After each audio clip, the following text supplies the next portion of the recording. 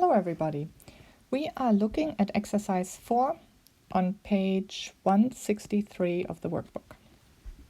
And I hope you had a chance to look at parts A and B on your own before you're watching me work through the solution. And if not, I highly recommend that you pause the video and take a few minutes just to think about parts A and B. Okay, I hope you now looked at parts A and B on your own, and now I'm going to walk you through the solution. So the situation is the following. We have a vector field F, and we have a surface S, and the surface is a portion of a sphere x squared plus y squared plus z squared equal to 4, for which z is greater or equal to 0, and it's oriented upward. So a problem that you might have seen before. We have a vector field, we have a surface, and we are going to do something with it. Let's draw this surface. Before we go ahead, it's always a good idea to get an idea of what we are looking at. So let's draw this surface. And so it's the portion of a sphere, and it's a sphere that's centered at the origin, and it has radius 2. So we have x squared plus y squared plus z squared equal to 4. We have seen spheres like that a lot. Z is greater or equal to 0, so it's the upper portion of this sphere centered at the origin of radius 2. Let's draw it. So I don't really need coordinate axes. I just need a sphere. So, okay. Oh, a little dented. But here's my sphere. So this is S. And then they're also telling us that it's oriented upward. So it's oriented upward. We have an orientation. This is where we are. Excellent. Now, part A says, describe and draw a flat surface T that has the same boundary curve as S. Also state the proper orientation for T so that it corresponds to the orientation on the boundary curve induced by S. All right. So, boundary curve of S. We are trying, so before we can do something, we need to know what's the boundary curve of S. And that's our circle over here. Our circle of radius 2 in the xy plane right there. And what is the orientation?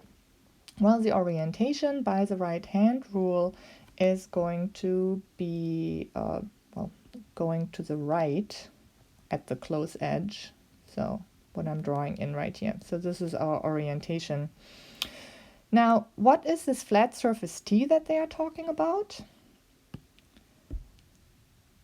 It's just the inside of that circle. I hope you came up with that. So the inside of the circle right here is flat, and it has the same boundary curve. So let's call that T. What should be the orientation of T so that we have the same orientation corresponding to our boundary curve?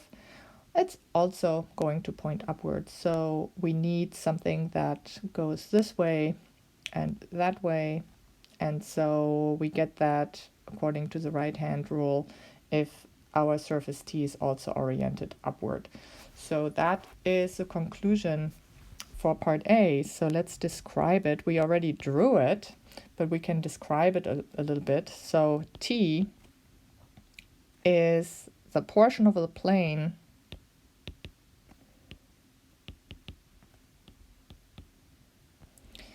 z equals 0, so the xy plane that lies inside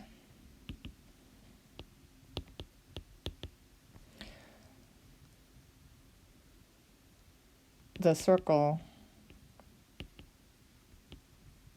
of radius 2 centered at the origin. So it's basically the circle, the inside of the circle that cuts the full sphere in half. Okay, we are ready for part B. And it's oriented upward.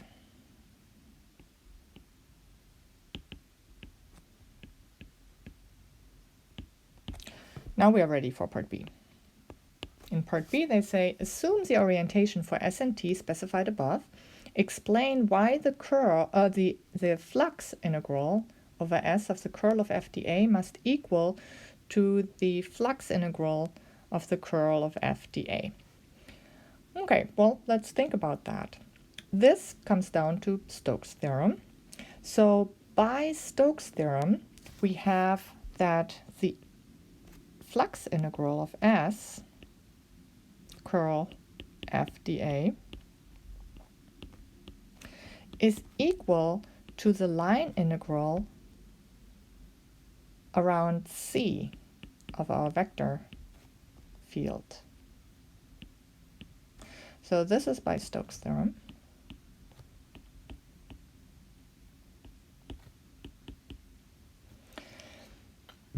And, well, we just said that this boundary curve is also the boundary curve of surface T with that upward orientation.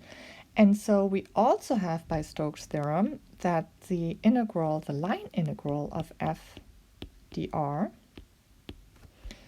is the flux integral. Oops, that's a T, not an F. Sorry about that.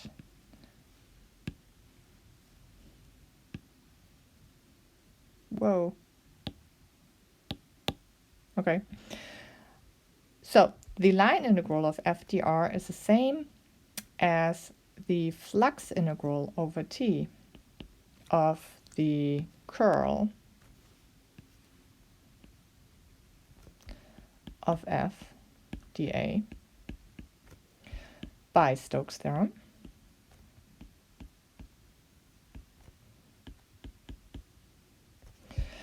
But if we have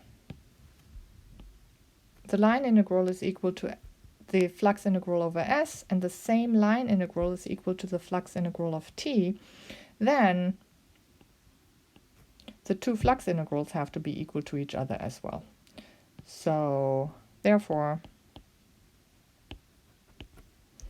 the integral over S curl f dA is equal to the integral over T curl f dA.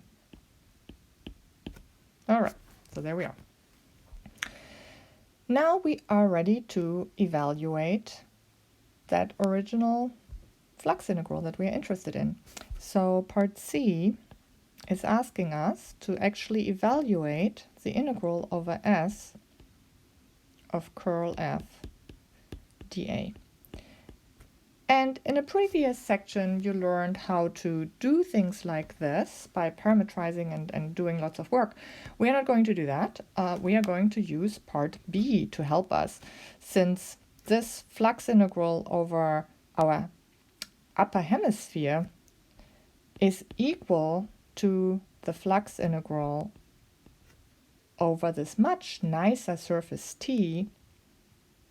We are going to compute that instead. And I forgot a few things. So there we are.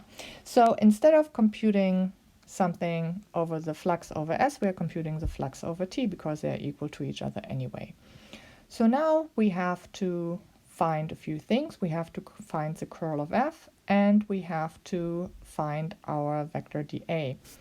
And so let's see, let's deal with this vector dA first.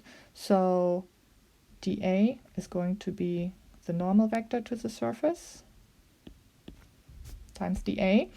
So we need to figure out what is n. And since this is a flat surface, n is pretty easy to figure out. If you're looking back, I drew it in. It's pointing straight up. It's a unit vector, so that has to be k. So the normal vector to T is the unit normal vector to T is just k.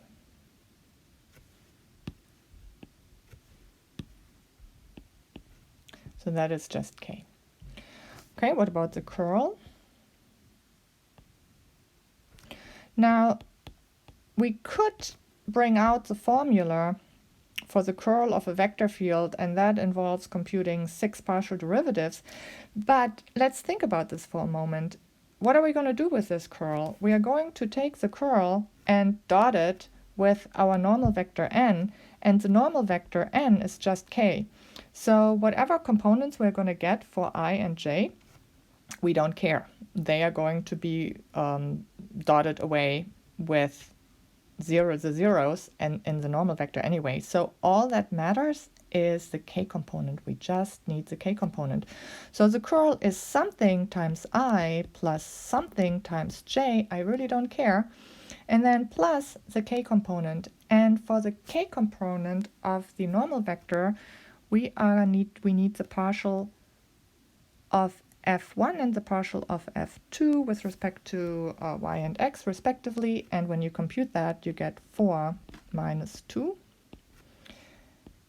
And so our curl, the only thing that matters is that it has 2k as a k component. So when I compute the dot product, because that's what we need ultimately in our integral, that is just 2 dA. So the 4 minus 2 is 2k, and then I dot it with this k right here, and so that gives me 2 dA. We are ready to compute our integral. So we want the integral over s, just to summarize. Instead, we are computing the flux integral over t, but that is the integral, the flux over t of the curl of f dotted with n dA. We just said that all of that is just 2 dA.